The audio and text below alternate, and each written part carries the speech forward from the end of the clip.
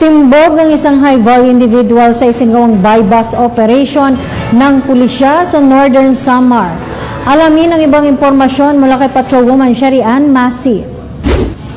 Timbog ang isang high-value individual sa ikinasang buy-bus operation ng operatiba sa Barangay Sabang Zone 2, Allen, Northern Samar. Bandang 11:45 ng gabi ng kasang operasyon ng mga tauhan ng Allen Municipal Police Station kasama ang Philippine Drug Enforcement Agency Northern Samar Provincial Office, Northern Samar Provincial Intelligence Unit at Northern Samar Provincial Drug Enforcement Unit sa koordinasyon sa Philippine Drug Enforcement Agency A. Na-recover sa suspect ang 4 na pakete ng hinalang shabu, isang 1,000 peso bill na ginamit bilang buy-bus money at mga drug paraphernalia. Mahaharap ang suspect sa kasong paglabag sa RA 9165 o Comprehensive Dangerous Drugs Act of 2002. Mula dito sa Eastern Visayas, ako ang inyong PNN correspondent Patrolwoman Masi, alagad ng batas, tagataguyod ng balitang pulis. Maraming salamat, Patrolwoman Masi.